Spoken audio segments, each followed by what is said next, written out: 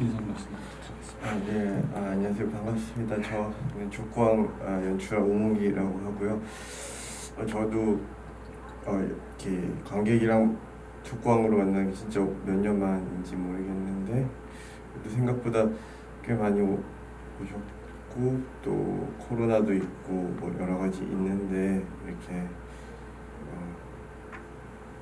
관객 여러분 만나 뵙고 또 질문을 생각하니까 또 되게 두근대고 좀 기대됩니다. 재밌는 시간 함께 보냈으면 좋겠습니다. 질문 많이 해주세요. 다 털고 가겠습니다. 앞에서도 많이 커버 주셔가지고 그 채팅방에 들어오시고 뭐 질문 하기 전에 제가 몇 가지 여쭤볼게요. 보통 이제 GV 시작하면은 이 영화를 어떻게 시작하게 되었는지에 대한 질문들을 많이 하잖아요. 특히 뭐 보통 독립 영화들이 감독이 이제 본인이 각본을 쓰고 자기가 하고 싶은 얘기를 하려고 영화를 만드는데 특이하게 원작이 이제 김태권 감독님이 쓰셨어요. 이 영화를 어떻게 시작을 하게 됐어요? 완전 처음부터 얘기를 하자면은 사실 이 영화 족구왕이라는 영화는 원래 김태곤 감독이 굿바이싱글이라는 영화를 만들었던 김태곤 감독이 같이 이제 광화문 시네마라는 친구들끼리 만든 영화사 같이 만드는 이렇게 학교 친구들이거든요. 그래서 어느 날 같이 뭐 술을 먹는 자리에서 그때 전 아직 학교를 졸업하지 않은 상태였어가지고 영화 대학원을 그래서 얘 너 졸업 작품으로 이런 거 어때? 하면서 족구왕이라는 아주 짧은 이야기를 얘기를 했는데 그냥 단편이었었거든요. 근데 복학생이 하루 종일 아무 친구도 없이 혼자만 되게 슬픈 표정으로 다니다가 이제 족구하러 갈 때가 되니까 그냥 너무 환하게 웃으면서 달려나간다라는 그런 복학생의 비애를 보여준 되게 진짜 짧은 거의 초단편 영화의 그 단편 영화. 너 이거 졸업 작품으로 할래? 그래서 알았어. 네가 오늘 술값 네가 내면은 너 가져. 그래서 제가 술값 그 아이템을 가졌죠. 저도 장난이었어요. 그걸로 졸업 작품 만들 생각 없었는데 원래 그날 제가 술값 낼 계획이었기 때문에 그냥 했는데 그리고 한 1년 정도 있다가 어느 날 이제 누군가 그 술자리에 같이 있었던 누군가가 저한테 야 김태곤이 형이 너한테 팔았던 그 족광이라는 시나리오 장편 시나리오 쓰고 있대 그러는 거예요. 저는 할 생각도 없었지만 내가 그때 샀는데 왜 자기가 쓰지 하고 나한테 팔아놓고 왜 너가 시나리오 쓰냐고 그랬더니 그럼 네가 써. 그래서 이제 저는 원래 독립 영화를 만들 생각이 아예 없었거든요. 너무 힘든 거 아니까. 네가 써 한마디 그럼 내가 쓸게 하고 너가 안 쓸 거면 내가 쓸 거고 그래서 그럼 내가 쓸게 그래서 이제 제가 쓰기 시작을 했고 네, 이제 그러니까 사실은 그 한 줄에서 시작을 하게 된 거였어요. 복학생이 너무 우울해 보이고 슬퍼 보이는 친구 없어 보니 복학생이 족구를 할 때만큼은 너무 환하게 웃더라. 되게 웃픈 어떤 그 장면에서 시작한 기획이었고 제가 쓴 시나리오는 그렇게 해서 처음 쓴 시나리오는 꽤 재미가 없었어요. 근데 이제 다만 그 어떤 영어 영어 수업을 하다가 여자 주인공을 만난다던가 뭐 그 여자 주인공한테 잘 보이고 싶어서 족구를 뭐 그만할까 말까 고민한다던가 그때는 남자 주인공 이름이 기성용이었거든요. 잘생기고 축구도 되게 잘하고 막 그런데 뭐 어떻게 그런 식으로 좀 루저들의 이야기. 왜냐면 군대 가기 전에 같이 족구했던 친구들이 있었는데 걔들은 군대 갔다 왔더니 다 족구를 그만두고 주인공만 족구를 하고 있는데 그래서 주인공도 뭐 처음에 좋고 하고 싶어하다가 혼자 못하니까 아무도 안 하는 데다가 좋아하는 여자애도 있고 하니까 그때부터 자기도 뭐 좋고 그만두고 걔는 24시간 영화만 쓰고 다니고 뭐 그런 좀 루저들의 이야기였는데 이제 김태우 감독이 이렇게 보더니 야 이러면은 투자 못 받아온다고 아무리 돈이 많아도 이거는 좀 너무 하니까 좀 더 우리가 이 사람들이 좋아할 만하게 좀 고쳐보자라는 이제 그런 그때부터 이제 같이 막 회의를 하고 그 전까지 저 혼자 그냥 쓴 거였고 근데 그때부터 같이 회의를 하고 이런 게 좀 있으면 좋겠다 요즘 시대 이야기들이 좀 있으면 좋겠다 뭐 취업이라던가 뭐 등록금이라던가 뭐 혹은 뭐 꿈이라던가 이런 것들이 좀 요소들이 들어가면 좋겠다 해서 이제 그런 것들을 버무려서 김태형 감독이 다시 이제 써온 게 거의 지금의 초기 형태인 거죠. 그래서 말하자면은 나중에 친구들끼리 만든 영화하고 뭐 독립 영화이기도 하지만 어떤 만들어진 형태는 되게 상업 영화처럼 어떤 관객의 구미를 파악해서 그들의 니즈에 맞춰서 여러 명의 두뇌를 합쳐서 잘하는 놈이 잘한 거 하는 시나리오 잘 쓰는 사람이 시나리오 쓰고 또 연출 잘할 수 있는 사람이 하고 그렇게 해서 만들어진 영화였습니다. 네, 저 크레딧 보면서 크레딧 체크하면서 이제 그 눈에 띄어가지고 한번 여쭤봤었습니다. 중간에 그 영어 연극에 대해서 잠깐 나오셨는데 말씀을 하셨는데 어떤 그 부분이 되게 영화 자체도 판타지지만은 그 이제 만섭이 미래에서 왔다라는 또 그런 또 하나의 또 판타지가 거기에 크게 들어가 있잖아요. 그 영어 연극 같은 부분은 누가 이게 그런 생각을 하신 거예요? 그 영어 연극은 원래 제가 처음에 썼던 시나리오에 있었던 설정인데요. 그때는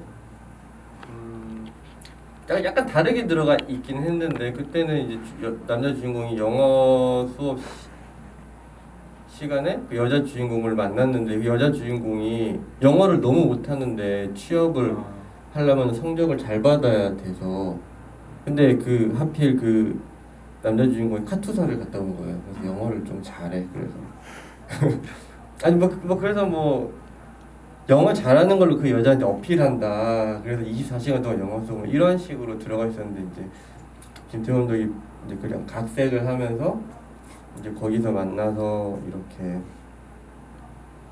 영어 연극이란 거를 하고 마지막에 그 영어 연극 발표를 한다라는 거는 이제 새로 만들어 넣은 건데 원래 처음 시나리오 김태우 감독이 쓴 시나리오에서는 백투더퓨처가 아니고 아파트 열쇠를 빌려드립니다라는 영화였어요. 옛날 영화, 미국 영화. 아파트 열쇠를 빌려드립니다라는 그 흑백 로맨틱 코미디, 되게 옛날 로맨틱 코미디인데요. 뭐 그거는 왜 그거냐면 이유는 없어요. 그냥 그 제목이 뭐 영화 뭐 보실래요? 아파트 열쇠 빌려드릴까요? 이러면 뺨 맞고 약간 그런 정도의 개그로 시작해서 이제 근데 뭐 친구 집 가서 보고 뭐 그렇게 해서 보였는데 뭐 어느 순간인지는 잘 모르겠어요. 미래에서 왔다라는 설정을 어느 순간에 들어가면서 그럼 그 영화가 백투더퓨처면 더 재밌겠다 해서 이제 뒤에 그 영화가 백투더퓨처로 바뀌었고 연극 시간에 했던 연극도 이제 그런 식으로 바뀌었는데 정확히 어느 시점인지는 잘 기억이 안 나요. 처음부터 그렇게 쓴 건 아니었어요. 근데 처음에는 전혀 아파트 열쇠를 빌려드립니다. 였던 것 같아요. 땀은 어쨌든 다른 데서도 맞았으니까요. 네, 중간에 네. 맞았으니까 땀 맞는 설정은 뭐 잘 남아 있는 거고 백투더퓨처라서 이제 많은 분들이 잘 알고 있는 영화라 더 확실히 딱 직관적으로 왔던 것 같기는 해요. 그 갑자기 조금 점프긴 한데 그 엔딩 크레딧 직전에 그 영어 이름들의 뭐 유명한 영화 캐릭터라든지 이렇게 다양하게 그 엔딩 크레딧 한번 앞에 올라가잖아요. 네. 거기에 쓰여진 이름들 좀 어떤 설명 좀 부탁드립니다. 가짜 크레딧. 네, 가짜 크레딧. 그거는 이제 뭐 영화 끝난 줄 알았는데 알고 보니 그거는 이제 그 학교 교실에 틀어 상영되고 있던 백투더퓨처의 크레딧이었다. 아직 영화가 안 끝났네 하고는 뭐 이렇게 마지막 그냥 쿠키처럼 만들어 속이기 위해서 이제 가짜 크레딧을 만든 건데 그 의미는 사실 없어요. 그냥 백투더퓨처 크레딧이랑 진짜 똑같은데 아 그래요? 예, 그냥 저작권에 걸릴까 봐 알파벳 하나씩 빼는 이름을 피터. 그래서 이게 이름 같은 느낌이 좀 덜 들어가지고 알파벳이 몇 개씩이 아. 뺐기 때문에 아마 의미 하나도. 그래서 이게 뭐 특별히 어떤 뭐 좋아하는 이름들이나 이런 것들을 집어넣으셨나요? 가지고 여쭤봤어요. 그럴 정신도 뺨 맞는 이야기 나와가지고 그 황승원 배우님의 그 캐릭터 안나 캐릭터가 되게 인상적인데요. 특히 저는 그 웃음소리 웃음소리가 굉장히 좀 인상적인데 그게 캐릭터의 설정인지 아니면 그 황승원 배우 본인의 웃음소리인지가 좀 궁금하더라고요.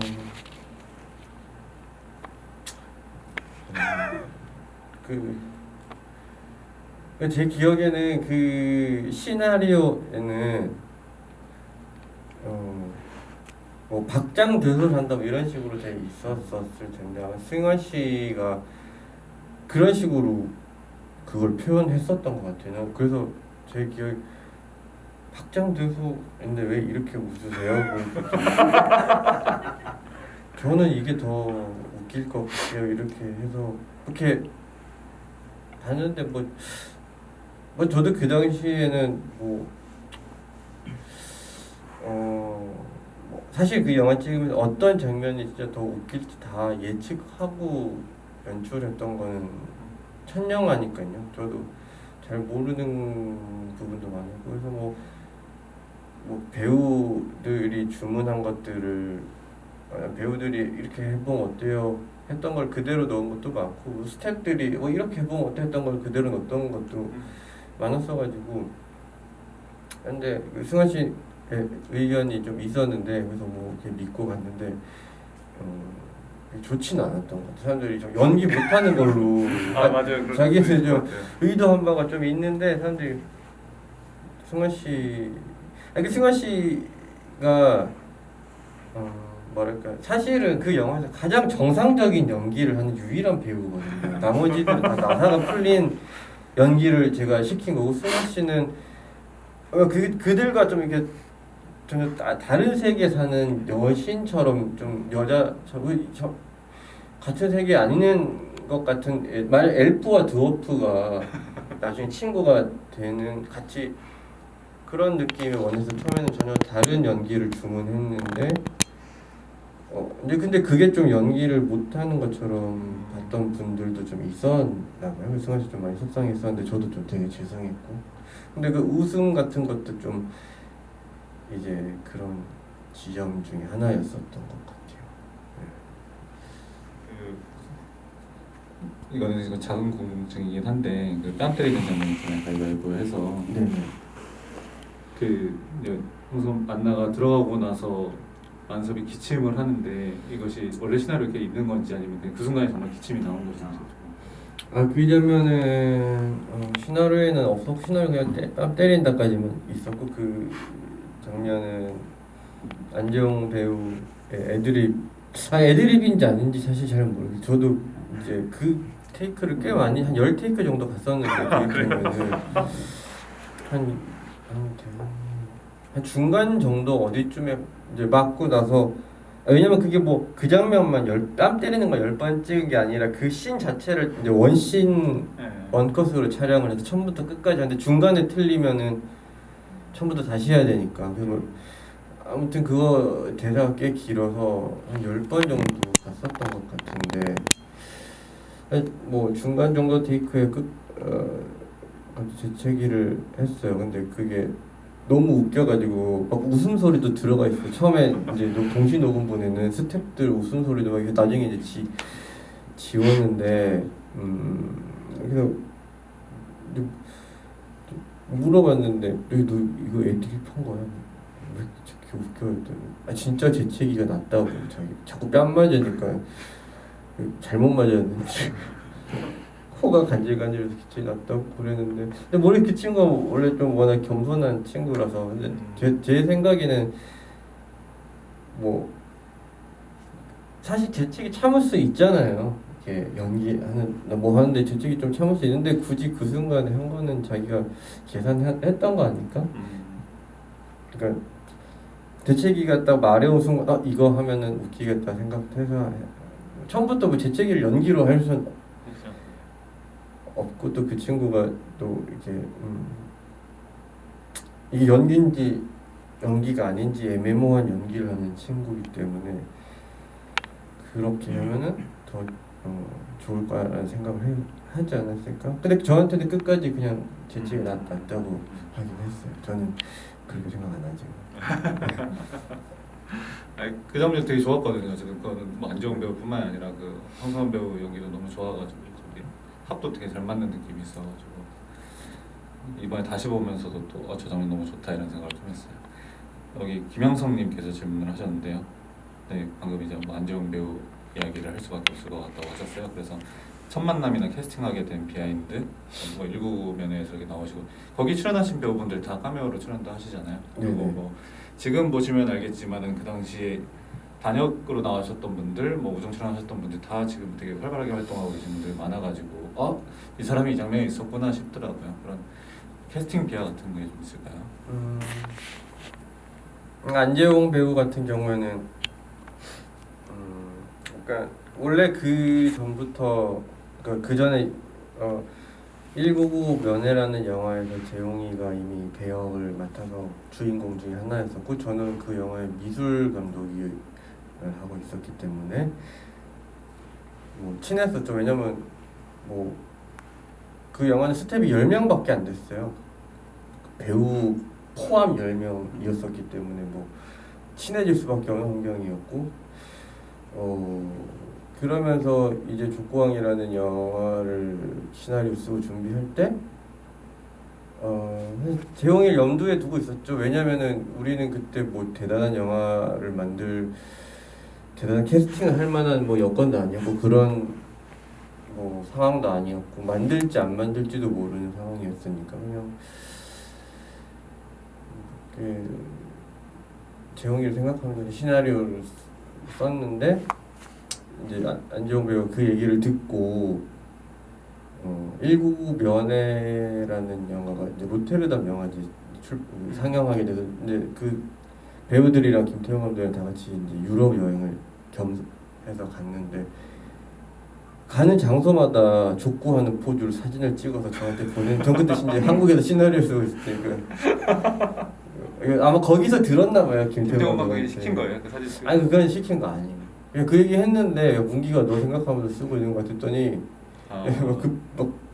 이제 뭐 그렇게 하다가 뭐 원래 내정자였고 뭐 그냥 그렇게 친구기 때문에 우리 돈 서로 안 받고 안 주는 거 알잖아 하면서 그냥 앞에 영화 찍듯이 이제 하게 된 거였어요. 어쩔 수 없는 선택이었고 저로서 이제 다른 배우들 같은 경우는 그리고 황미영 배우도 원래 199 면회라는 영화에 나왔었고 이제 그 영화에 족구 못할 것 같은 좀 몸이 둔할 것 같은 여학생이 필요했기 때문에 미영이한테 부탁을 한 거였고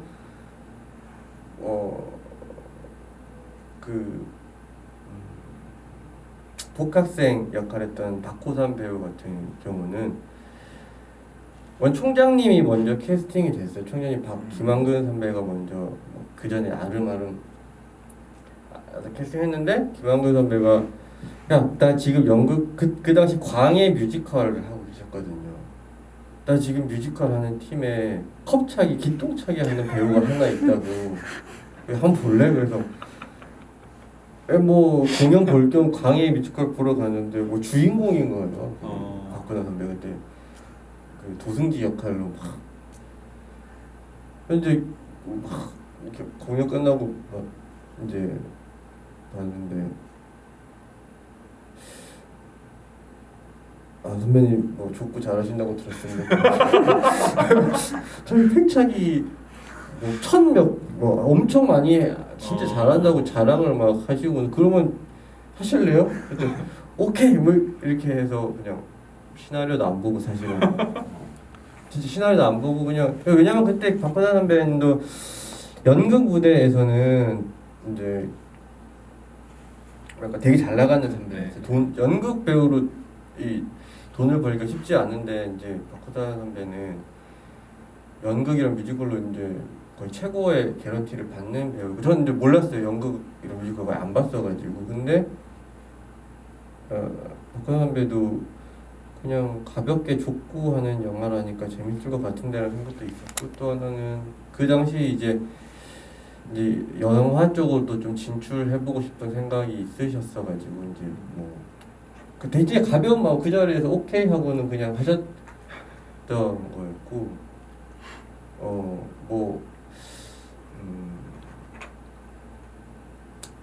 그 창호 역할의 강봉상 배우 같은 좀 다시마만 먹는 친구 같은 경우는 원래 그 역할을 심희섭 배우가 하기로 약속이 돼 있었어요.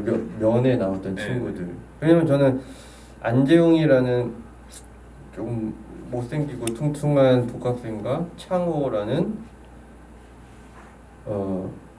원래 설정은 바뀌었지만 창호는 패션 디자인과 학생이었거든요. 그래서 되게 키 크고 하얗고 잘생겼는데 족구를 좋아해. 약간 이런 언밸런스한 조합이었어가지고 근데 심희섭 배우가 그때 변호인이라는 영화에 굉장히 중요한 역할로 캐스팅이 동시에 딱 돼버려서 어쩔 수 없다 나는 못하니까 그러고는 이제 강봉성 배우를 하겠죠. 강봉성 배우는 사실 원래는 그 나중에 나오는 심판 있지 않습니까?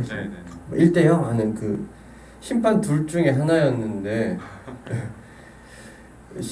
그 너무 이상한 그 매력이 계속 뇌리에 남더라고. 너무 잘생겼는데 너무 또 바보 같은 느낌도 조금 있고 너무 잘생긴 바보 같은 느낌이 있어서 계속 기억에 남아서 이제 원래는 못생긴 친구와 못생긴 뚱뚱한 친구와 잘생긴 키 큰 친구 이 덤앤더머 조합이어서 이제 창호로 바뀌면서 그냥 바보 2명 좀 컨셉이 바뀌고 과도 바뀌고 좀 했는데 그래서 캐스팅 승원 씨 같은 경우는 이제 이런 영화 여자 배우들이 좀 출연을 좀 잘 안 하려고 하더라고. 사실 그 역할이 되게 이렇게 연기적으로 가져갈 수 있는 게 좀 적은 역할이었으니까요. 아무래도 비난받기 쉬운 역할, 그러니까 예쁜 여자의 전형성적인 연기랄까 캐릭터라서 다들 안 하려고 하죠. 근데 그런 역할이 좀 필요하긴 했고 저도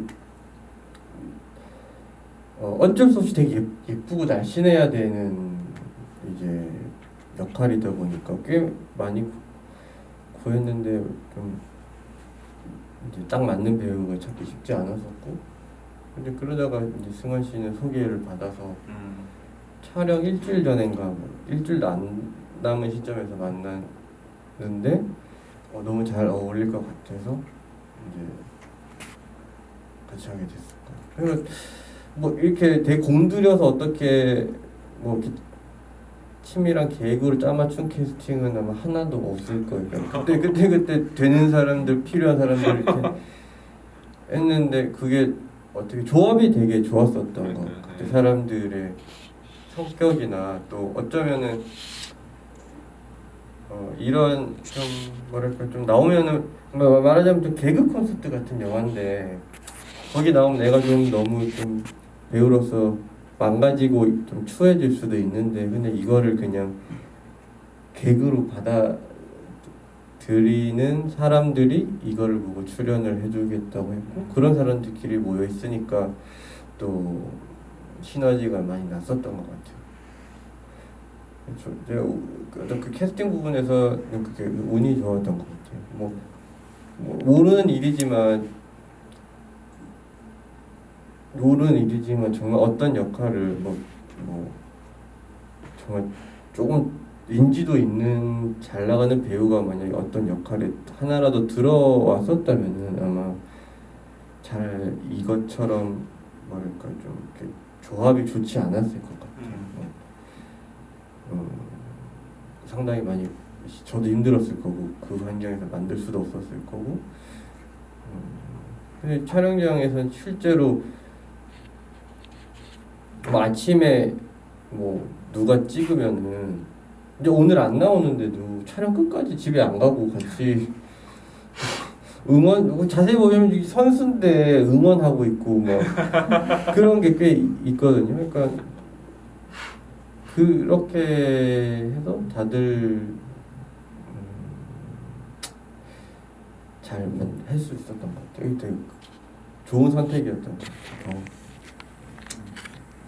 유명 질문에 이제 특별히 보는 어떤 그 안목 있으신가라고 여쭤봤는데 거기에 대한 답도 좀 들어가긴 했었던 것 같아요. 뭐 우연히 모이게 됐다라고 하시지만은 어쨌든 지금 보면은 굉장히 초보화 캐스팅이잖아요. 근데 지금 이게 초보화 캐스팅이 됐다라는 건 저는 이 영화 덕분에 그분들이 활동을 좀 활발하게 할 수 있지 않았나라는 생각을 좀 하거든요.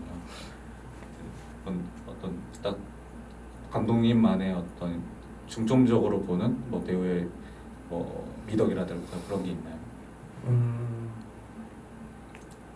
그 저는 그러니까 저희가 그 앞으로도 계속 그거를 그렇게 할 수 있을지 잘 모르겠는데 저는 이렇게 만화를 굉장히 좋아했어가지고 어떤 캐릭터랄까 연기도 만화의 예를 들어서 설명하는 경우가 많아요. 이 배우는 뭐 예를 들어서 뭐 족구왕의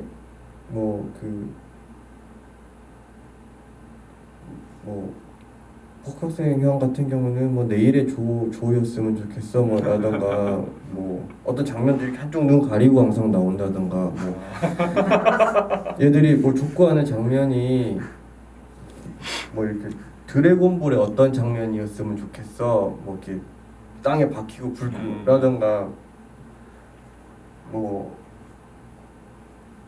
만섭이랑 창호는 슬램덩크에 되게 잘생기게 나오는 강백호 말고 되게 이렇게 이등 신체로 나오는 그런 애들이었으면 좋겠어 뭐 라던가 좀 그렇게 많이 하고 실제 배우들하고 연기할 때도 그래서 말고 저는 사실은 그래서 외모를 굉장히 많이 보거든요. 외모 연기 앞에서 뭐 제가 확실히 알 수가 없으니까 그러니까 알고 캐스팅하는 배우야 그 사람에 대해서 다 알지만 이제 잘 모르는 배우 캐스팅하는 이미지. 네 이미지 그러니까 이미지 근데 뭐 단순히 잘생기고 못생겼다기보다 이 사람이 봤을 때 어떤 그 페이소스가 느껴지는가? 그러니까 단순히 뭐 잘생기고 못생기고 웃기게 생겼다기보다는 좀 그런 쪽에 좀 더 많이 의존하는 편이에요. 연기는 사실 뭐 어느 누가 하든지 뭐 그 사람마다 그러니까 뭐 못하는 연기는 없다고 생각하거든요. 그냥 내가 생각한 거랑 좀 다른 연기를 하는 배우가 있을 수는 있지만 또 저는 그 의외성을 굉장히 즐기기 때문에 캐스팅도 그랬지만 이게 어떻게 될지 모르는 것도 모아놓고 이렇게 흔들다 보면은 나도 생각지 못한 게 나오는 그 순간을 되게 좋아하거든요. 다 모든 걸 다 계획이 짜놓고 내 계획대로 이렇게 되면 잘 나와봐야 내 머릿속에 있는 것뿐인데 어떻게 될지 모르는 것도 뭐 이렇게 흔들다 보면은 물론 많이 흔들어야겠지만 생각도 못한 되게 좋은 게 나오기도 하니까 그래서 외모를 좀 많이 외모를 내가 되게 어떤 생각했던 그 장면에 어울리는 이 캐릭터가 내 머릿속에 어떤 슬램덩크의 그런 장면이 있으면 그런 그림과 딱 맞을 수 있는 그런 외모인가 그런 거를 일단 많이 고려하는 편이에요. 질문 중에 외모 말씀하셔가지고 눈에 띄는 질문이 있는데요. 킹오브 주프님이 네이버에서 감독님을 검색을 하면은 검색해보셨죠? 네, 해봤죠. 프로필 사진 누가 올린 거예요? 저도 잘 성우. 모르겠어요. 졸업 사진인데 아니 저도 왜 그 사진이 있는지 잘 모르겠어요. 근데 제가 올린 네, 거는 여기 써주신 게 아주 힙하면서도 계속 시선을 잡아끄는 마력이 느껴진다고 그러시거든요.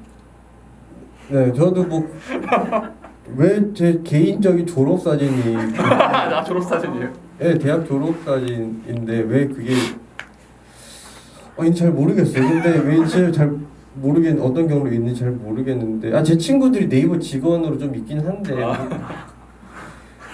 근데 그건 아닐 거예요. 그런데 저는 아닙니다. 근데 저도 마음에 뭐 들어서 뭐 굳이 바꿔달라고 하진 않지만 되게 힙해 보이더라고요. 의도한 아니지만. 이렇게 질문이 있었습니다. 영화 내용에 대한 질문이 몇 개 있는데요. 그 족구 우왕이라시는 분이 마지막 결승전점에서 관중들이 이제 모두 우산을 쓰고 있었다는데 혹시 그게 어떤 의미가 있는지? 그게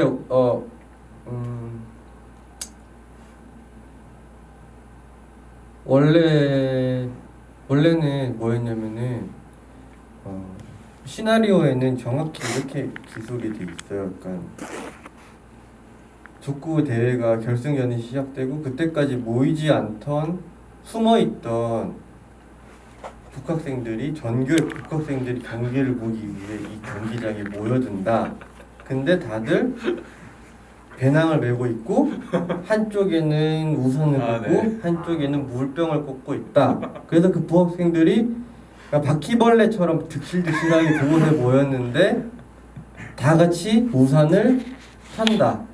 이게 약간 무슨 약간 네, 어떤 접는 우산을 그 검술 영화처럼 슉슉 다 촥촥촥촥 하면 막 수천 개의 우산이 그 관중석을 뒤덮는다 이렇게 시나리오도 있어. 그거를 영화 시작할 때 북학생들은 저 우산 대체 어디에 쓰려고 들고 다니는 거야? 근데 그거에 대한 대답이 마지막에 이제 촥촥촥 펼쳐지는 그런 왜 다 검은 우산이거든요. 그래서 그 관중들이 검은 우산으로 뒤덮인다 이런 거를 생각을 시나리오에 그렇게 썼어요. 근데 이제 뭐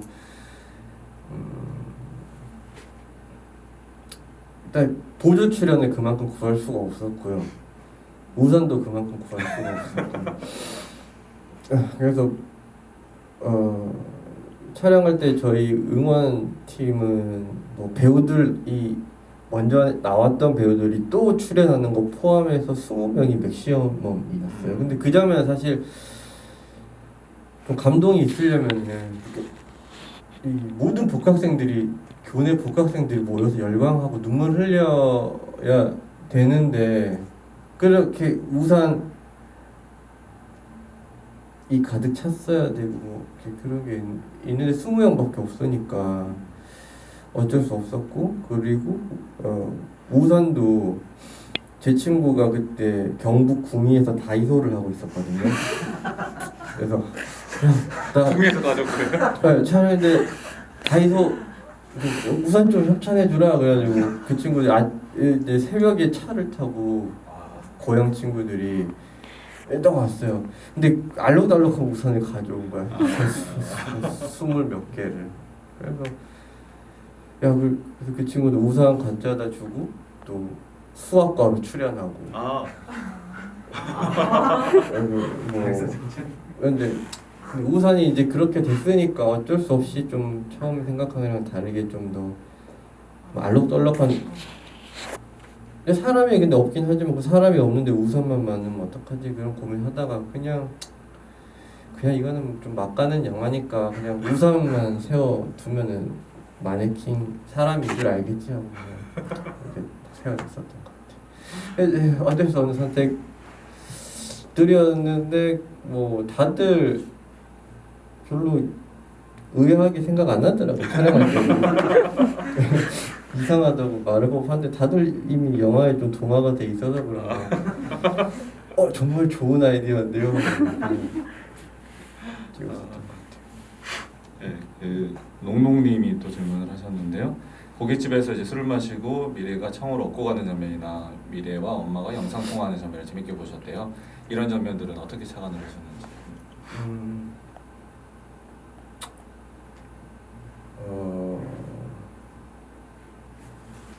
그러니까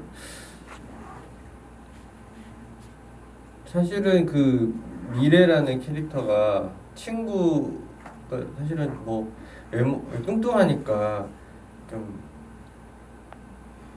그러니까 제가 그 캐릭터를 가지고 하고 싶었던 건 좀 많이 잘 안 드러난 게 있는데 뭐 이렇게 뚱뚱하기도 하지만 좀 소심하기도 하고 그러니까 뚱뚱하니까 소심할 수도 있는 거고 저 주변에 그런 친구들이 좀 있었어가지고 물론 실제 황미영 배우는 전혀 그렇지 않고요. 이 친구도 되게 안나처럼 여자고 남자친구도 사귈 수 있고 뭐 어떤 뭐 외모적인 것만 다를 뿐이지 뭐 한 명한테는 여성성이 있고 한 명한테는 여성성이 없다 이렇게 하고 싶지는 않았고 그리고 중간중간에 계속 이 미래가 그 창호를 좋아하는 그 뉘앙스는 계속 있거든요. 막 뭐 같이 밥 먹을 때라던가 뭐 같이 연습할 때 자꾸 미래 자꾸 책 밟으니까 창호가 누나 관심 끌려고 지금 그러시는 거 아니에요? 이러더니 울면서 딱 과제하러 먼저 가볼게 하고 막 또 내가 좋아하는 애가 나한테 그러니까 그런 거 이제 그런 뉘앙스들을 계속 넣고 족구 연습할 때도 뭐 족구 연습 대회 나가기 전 몽타주에 어떤 그 미래라는 역할 미래가 혼자 이렇게 이마에 점 두고 이렇게 땀이 흠뻑 젖어서 이렇게 막 족구공을 노려보는 장면이 뭐 그런 몽타주에 있는데 사실 촬영한 것 중에 안 쓴 거는 이제 그 친구 앞모습 말고 뒷모습을 보면은 이렇게 옷이 땀에 다 젖잖아요. 네. 근데 여자들은 이 브래지어 부분은 젖지 않잖아요. 이렇게 H 모양 거기만 하얗고 남자는 다 젖지만 여자는 안 젖는 부분이 있잖아요. 그래서 난 미래도 똑같은 여자다고 생각해서 일부러 좀 그 장면을 찍었는데 브래지어 부분만 땀에 안 젖고 근데 뭐 이렇게 뭐 너무 그 몽타주 장면이 길어서 그냥 삭제가 됐는데요. 다른 이유는 아니고 그러니까 그게 뭐 아무도 이해 못했던 것 같아요. 편집자가 이거 왜 있는 거야? 왜 지워버렸는 거야? 그 약간 그런 거 연장선에서도 그 미래라는 친구가 이 친구들을 만나고 되게 소심하고 자신감 없는 모습에서 이 친구들 만나고 같이 족구를 하면서 자신감 얻고 되게 활발한 그렇게 되면서 좋아하는 남자애한테 그제서야 용기 내서 이제 뭐 고백을 한다 그날 그래서 그날 업고 가는 걸 했는데 그게 좀 그러니까 아무래도 이 영화는 좀 명랑 영화였기 때문에 진짜 모텔로 들어가는 장면을 혹은 뭐 둘이 같이 가는 걸 넣기는 톤에 안 맞았기 때문에 그냥 엄마랑 통화 그거야 뭐 말하자면 성인들의 유머를 좀 이렇게 희화화시킨 것 같아요. 그냥 그러니까 이게 만약에 홍상수 감독님 영화였으면 둘이 술 먹고 둘이 이렇게 걸어가는 뒷모습을 했겠죠. 근데 우리는 그렇게 할 수 없었기 때문에 그냥 좀 더 제 뉘앙스는 여자애가 좀 더 용기를 내서 남자애한테 나 너 좋아해 이렇게 고백을 뭐 한다 그동안 숨겨왔던 마음을 이렇게 표현한다라는 장면이고 그게 영화적으로 표현됐던 게 이 미래라는 친구가 창호를 업고 가면서 엄마한테 나 오늘 집에 못 들어갈 것 같아라고 이제 말하는 표현이 있던 거죠. 죄송합니다. 그리고 그 미래가 엄마랑 통화하는데 그 엄마 목소리가 저거든요. 네. 톤을 올리신 거예요, 피치를? 네. 원래 간호금을 했는데 그것 때문에 배우를 한 명도 부를 수 없으니까 이제 믹싱하는 곳에서 업체에서 저는 후시 녹음 할 줄 알았는데 그냥 그걸 넣었더라고요.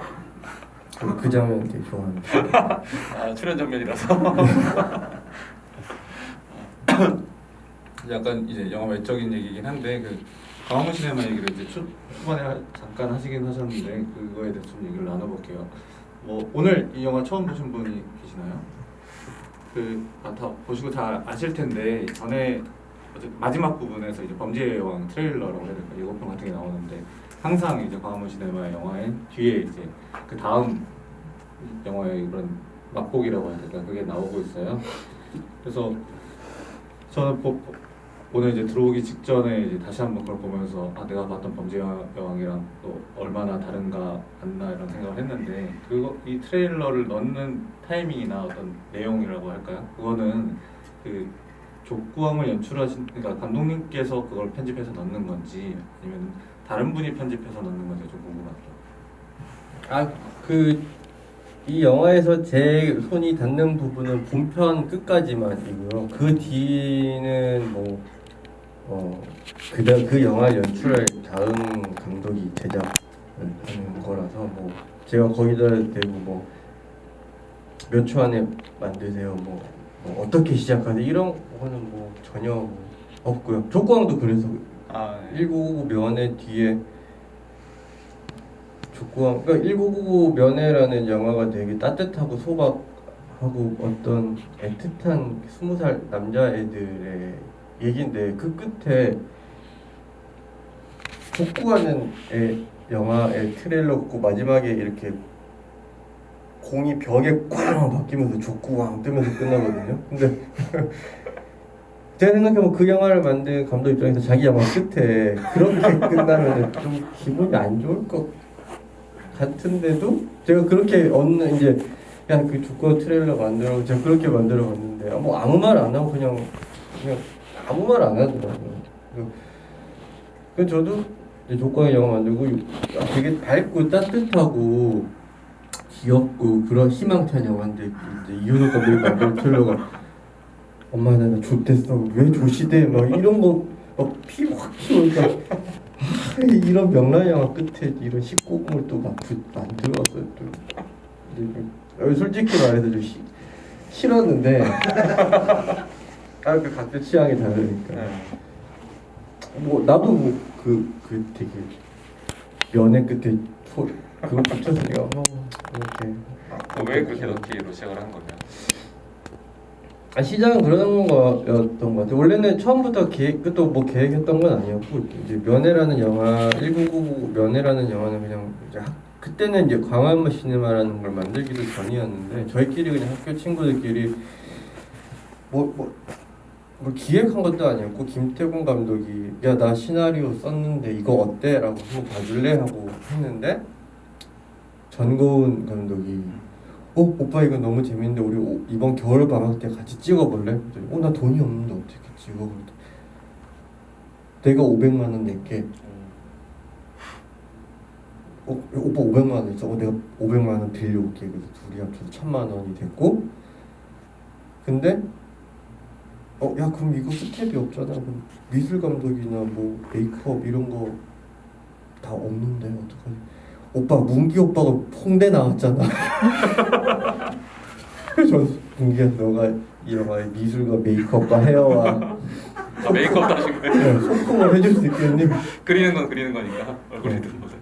어쨌든 미대는 미대니까 다 그냥 그런 식으로 이제 그냥 그 영화를 도와준 사람들끼리 이제 199 면을 만들었는데 이제 우연찮게 그 영화가 부산영화제에 가게 됐고 개봉을 하자는 이제 배급사가 아마 인디 스토리였을 텐데 근데 우린 전혀 생각 못했는데 그냥 얼레벌레 시작한 누군가가 500만 원을 내놓으면서 시작했던 게 이제 그렇게까지 되면서 그 와중에 이제 아까 그 족구왕 판매 사건이 있었던 거고요.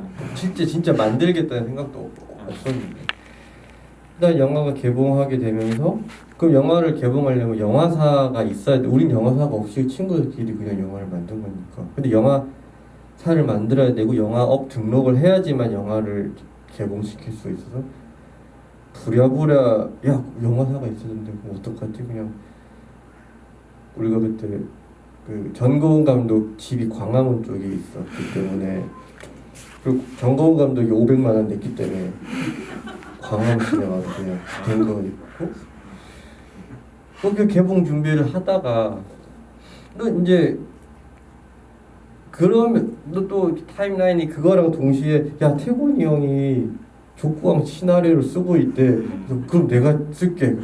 그 네가 써 하면서 야 그럼 네가 쓸 거면은 예고편도 만들어서 붙여보자. 그렇게 그냥 붙인 거예요. 왜냐 우리가 이 족구왕 영화를 만들지 일단 원래는 예고편이 아니라 픽사 영화 시작하면은 단편 영화 짧게 네. 시작하고 본편이 시작하잖아요. 그래서 우리는 야 이거 시나리오 그거 아까운데 그냥 단편 영화처럼 만들어서 족구왕이라는 거를 그냥 앞에 붙이자 우리 픽사처럼 그렇게 사실은 시작했었던 거 예고편이 아니고 근데 이제 그게 그렇게 붙였는데 사람들이 예고편으로 착각한 거예요.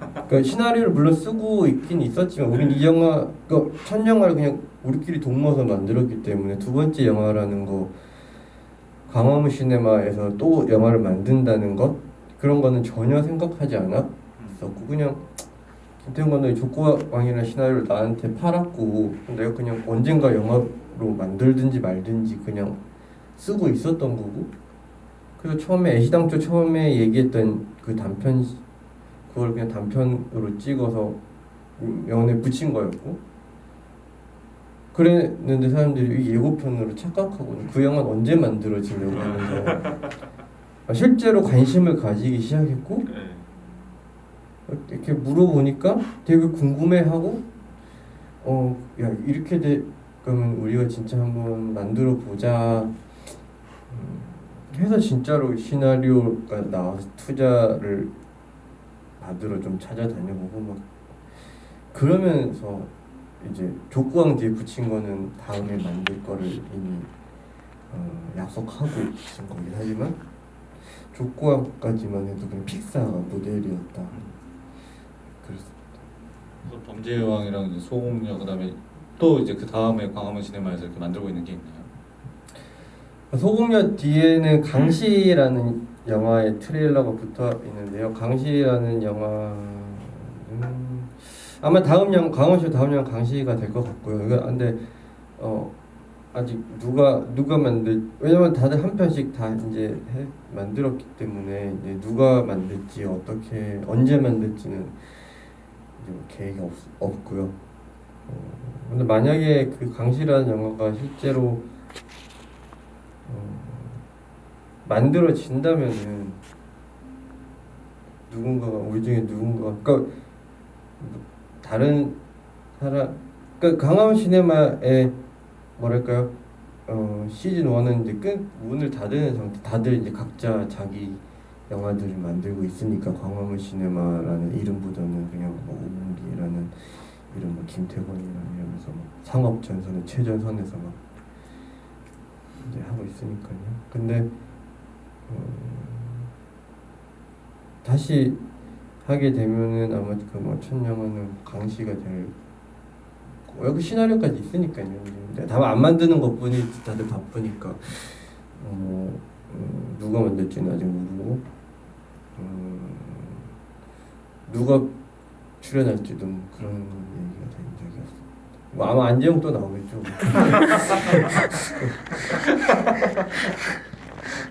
그러니까 정공 감독님 말씀 하셔가지고 또 짧게 여쭤보려고 하는데요. 그 유해린 배우님인가요? 그분의 캐릭터 이름이 고은이에요. 네. 그래서 그런 캐릭터 이름들을 정하실 때는 뭐 어떤 생각을 가지고 만드시고 미래 뭐 이런 것들, 형국 이런 것들 뭐 어떤 단어들로 뜻이 있는 느낌이 있는데. 그거는 사실 별뜻 없고 고은이라는 캐릭터는 그 전고은 감독의 고은이가 맞고 왜냐면은 그 1999 면회라는 영화 찍을 때가 한겨울이었거든요. 막 영하 20도 막 되는 철원에서 찍었는데 그때 전고은 감독이 PD 역할을 했었는데 PD가 그렇잖아요. 이렇게 막 돈 관리하고 일정 관리하고 막 다그치기도 하고 말하자면 시어머니 같은 역할인 건데 김태훈 감독이 그 조그만한 여자애가 이제 자기는 패딩 비싼 거 입고 옆에서 땡땡대는데 얼마나 미웠겠어요 감독 입장에서. 물론 돈 500만 원 내준 것도 고은이죠. 그래서 이제 시나리오 쓸 때 고은이라고 쓰고 너무 이상한 여자. 아니 실제 되게 좀 작고 고은이도 또막 그때도 막 실제 패딩에 어그에 막 되게 따뜻하게 하고 우리는 다 벌벌 떨고 있긴 했었는데 근데 그 모습이 인상 깊었었는지 시나리오 쓸 때 고은이라는 이름으로 실제 그것도 전고은 감독의 옷이었고 무지개 색깔 패딩이 뭐 그리고 만섭이라는 이름은 잘 모르겠어요.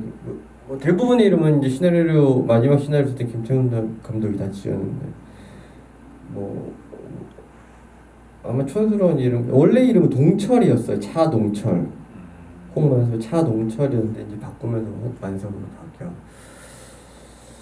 미래 창호 뭐 그런 것 형국 다 주변 사람들 이름 그럼 그 캐릭터랑 비슷한 이런 시나리오 쓸 때 누군가를 떠올리면서 쓰면은 좀 더 잘 되니까요. 그렇게 해서 그런 자기 주변에 비슷한 어떤 캐릭터 이름을 좀 썼다가 굳이 그거를 안 바꾸면 그냥 그대로 했던 것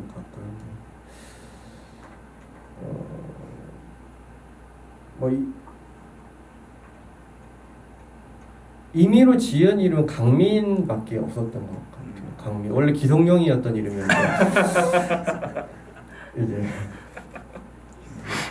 너무 이제 기성용을 떠올리면서 썼는데 원래는 이제 진짜 이름 쓰면 안 되니까 뭔가 그런 좀 약간 좀 멋있고 기성용도 이름이 멋있으니까요. 근데 좀 이렇게 좀 오그라들기 난 민이라고 해 약간 그런 것들을 해서 만든 창조한 이름은 강민밖에 없는 것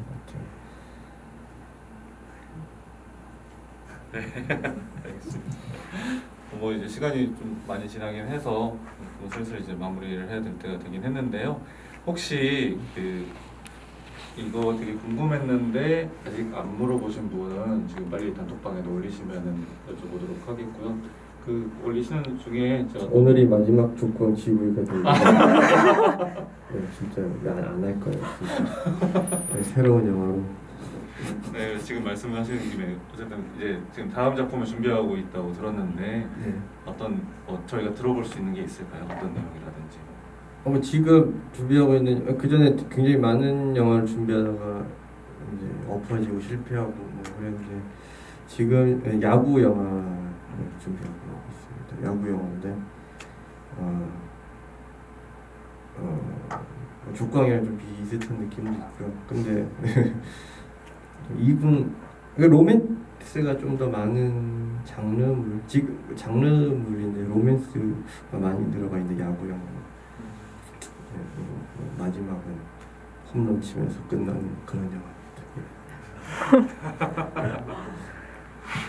아니 지금 육아 중이시거든요. 그래서 되게 힘든 시간을 내셨어요. 아까 들었는데 자제분이 이제 6개월 되셨다고. 요즘 어떻게 지내시는지. 저도 뭐 오늘 GV 하는 게 정말 한 3년? 4년? 한 3년은 된 것 같은데요. 진짜 오랜만에 한 건데 저도 뭐 계속 어디선가 계속 족구왕이라는 영화 상영이 되고 있는데 작게 기획전이나 이런 것처럼 되고 있는데 저도 뭐랄까 좀 그런 느낌 있잖아요. 이렇게 암 말기에 어떤 친구가 되게 몰골이 좋지 않은데 굳이 가서 확인하고 싶지 않은 그런 지금 관객이 하나도 없을 때 뻔하게 제가 지부를 하러 가겠다고 해서 하고 싶지가 않아서 지부에 끊어지가 좀 오래됐는데 오늘은 제가 육아에 지쳐가지고 좀 외출을 하고 싶어서 연락이 오길래 이제 감독님이 연락 주셨길래 그때는 단번에 하고 이제 거기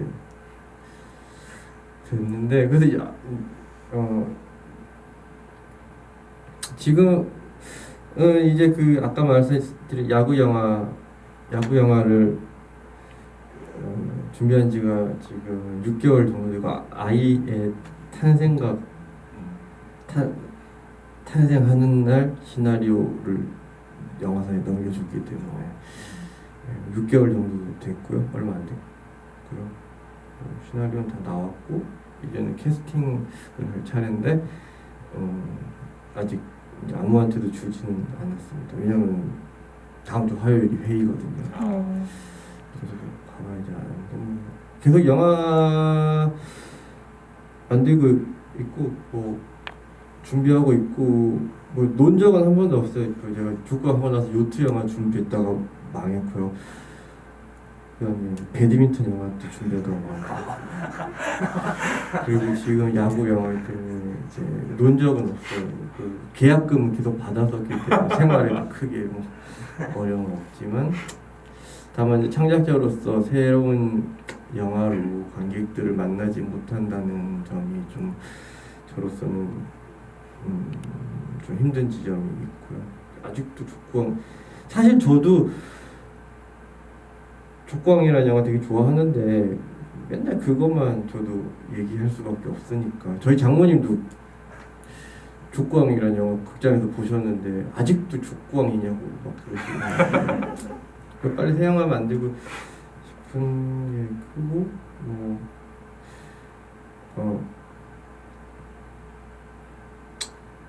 족구왕 만든 지 2013년에 만든 사실 7년이나 됐는데 그 족구왕이라는 이건 제 생각이지만 너무 재밌는 영화 만든 감독이 왜 7년 동안 아직도 작품이 없어 이렇게 궁금할 수도 있는데 그 파수꾼 감독도 드디어 나왔는데 족구왕 감독 왜 아직도 안 나오는 거야 일 수 있는데 뭐 윤서영 감독님도 계속 한 번도 논 적 없고 계속 영화를 쓰고 준비하고 안 되고 쓰고 준비하고 저도 역시나 요트왕 막이었어요? 요트왕 배드민턴 뭐 이렇게 배드민턴 영화 배드민턴으로 건법하는 영화였는데 아버지 원수 찾아보는 영화인데 실제로 그 영화 덱스터에서 준비를 했습니다. 진짜요? 네, 신과 함께 만들어서 무협 영화를 준비하다가 좀 의견이 맞지 않아서 서로 그만둔 바 있지만 요트왕도 거의 다 만들어졌는데 막판에 어떻게 어떤 문제가 생겨서 됐지만 그러니까 언제 제가 이 말 하는 거 제가 허송세월 한 게 저는 그렇게 생각하려고 스스로 미안하는 게 내가 논 게 아니고 내가 계속 열심히 했으니까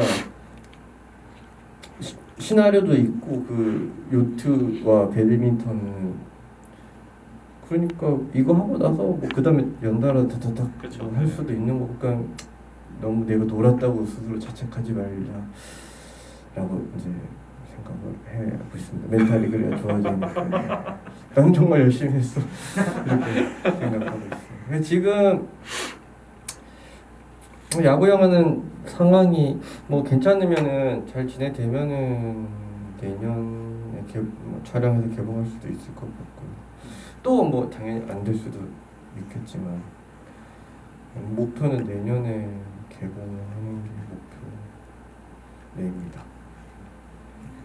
그 질문이 몇 개가 더 초반에 올라왔었던 걸 제가 내려가지고 못 봤는데요. 그 족구왕님께서 이 형국과 만섭이 동일 인물인가에 대한 그 해석을 좀 하셨나 봐요. 어떻게 그런 얘기 많이 들으셨을 것 같은데. 네, 많이 제일 많이 들었던 어떤 음모론이 사실은 만섭이 형국이다라는 것과 강민은 강원 총장의 아들이다. 그런 것 것들부터 몇 가지가 있는데 사실 뭐 이 영화 만든 과정을 거의 다 들어보셔서 알겠지만 뭐 이제 그렇게까지 치밀한 사람은 아니기 때문에 뭐 그렇게 해석된다는 거는 저로서는 되게 기분 좋은 뭐 일인 거죠. 사실 나는 그렇게 안 만들었는데 뭐 그렇게 해석한다는 거는 굉장히 저로서 기분 좋은 일이고 저도 이제 그럴 수도 있겠네. 나도 어디서 그렇게 말하면 되게 영화 깊이 있어 보이겠다 이런 생각들도 좀 할 때 있어요. 아까 안재홍 배우에 대한 코멘트 했던 거랑 비슷한 맥락이라고 생각하시면 될 것 같아요. 그렇죠? 네, 기침. 네. 여기 그 김현성님이 왕을 원래 좋아하시냐고. 걷기왕 제작됐을 때 되게 좀 서운해하셨을 것 같아요. 아니 저는 전혀 안 서운했고 되게 왜 왕을 붙였지라는 생각. 왜냐면은 다른 제목 할 수도 있고 심지어 여잔데 굳이 뭐 걷기 여왕이라거나 뭐 걷기 뭐 여황제라든가 뭐 걷기 여신 뭐 여러 가지 할 수 있는데 그 정도 생각하고는 왜냐면 어차피 족광 앞에도 왕 영화가 엄청 많거든요. 반지광부터 엄청 많으니까 뭐 그 이름에 대해서 뭐 이렇게 뭐 애착 필요 이상의 애착이나 뭐 그런 것도 요트 왕도 제가 요트 왕으로 지은 게 아니라 원래 제목이 딴 게 있는데 사람들이 그 프로젝트를 부르듯 자꾸 요트왕이라고 불러서 자칭 요트왕이 된 거지. 원래 제목은 따로 있어요. 배드민턴이라는 제목이 있는데 자꾸 배드민턴 왕이라고 이제 그렇게 된 거지. 이거 야구왕이에요. 야구는 되게 긴 제목이라서 기억이 남아서 이제 야구왕이라고 나온 겁니다. 알겠습니다. 이제 뭐 슬슬 마무리하도록 할게요. 어쨌든 진짜 뭐 감독님도 영화 만든 지 오래되셨고 보신지도 굉장히 오래되셨다고 하는데 어쨌든 뭐 중간중간 말씀하셨긴 하지만은 이렇게 또 관객분들과 이야기하는 게 좀 남다르실 것 같아요. 거기에 대한 소회나 아니면 끝인사 같은 거 부탁드릴게요. 뭐 사실 저도 오늘 이게 뭐 GV라기보다 그냥 되게 오랜만이기도 하고 또 진짜로 마지막이라고 생각해서 그런 걸 수도 있고 또 이렇게 다 아마 처음 보신 분들은 아니겠죠. 저도 얼굴 본 적이 있는 분들도 있고 GV 많이 탈 때 약간 뭐랄까요 좀 동창회 같은 느낌이 좀 들어서 뭐 이렇게 뭐 이제 수다를 엄청 물론 제가 육아하면서 말 안 해서 너무 많이 하는 것도 필요 이상으로 지금 좀 많이 하는 것도 있는데 저도 알고 있는데 그만큼 되게 재밌는 자리였고 저도 못했던 그러니까 사실은 저도 이렇게 반응들을 그때 옛날에는 많이 찾아봤으니까 그럼 그때는 뭐 나는 그런 의도가 아니었는데 되게 욕먹는 지점들이나 뭐 물론 오늘 이게 되게 무슨 뭐 기자회견 자리는 아니지만 뭐 예를 들면 아까 누가 어떤 분이 질문했던 것처럼 웃음소리 안나의 웃음소리가 이상했다라는 거에 대해서 저도 이렇게 변명을 하고 싶어. 그거는 어떤 뭐 배우가 잘못한 게 아니라 뭐 이런 절차와 이유 때문에 그 배우가 연기 못해 보인 거였고 그런 웃음을 한 거였고 뭐라던가 혹은 뭐 또 미래가 그 남자애를 보쌈해서 모텔 가는 게 이게 명랑 영화에 나올 법한 장면이라는 것도 뭐 그러니까 사실은 이런 생각을 해서 했습니다라든가 뭐 되게 되게 뭐 그런 것들에 대해서 변명하고 싶었던 것들도 있었고 또 그랬는데 그런 얘기를 남들이 뭐 알든 모르든 저로서도 이제 그런 얘기들을 다 이렇게 사람들과 나눌 수 있어서 기분 좋았고 되게 후련하고 정말 이제 그 족구왕이라는 영화랑 이별을 할 수 있을 것 같은 느낌이 듭니다. 정말 감개무량한 날이었고요. 그리고 진짜로 생각보다 되게 많이 한 명만 있어도 오늘 이만큼 저는 얘기를 했을 거지만요. 생각보다 되게 많이 있어서 더 영화 감독으로서 또 광화문 시네마의 일원으로서 기분이 되게 좋았고요. 오랜만에 저도 감독으로서 연출자로서 캐릭터를 찾은 것 같아서 또 되게 자존감 회복에도 도움이 되는 날이었던 것 같습니다. 좀 이렇게 멀리 코로나도 있는데 옮겨와 주셔서 감사하고 다음에 꼭 다시 좋은 영화로 야구 영화로 찾아뵙겠습니다. 감사합니다. 박수 부탁드립니다.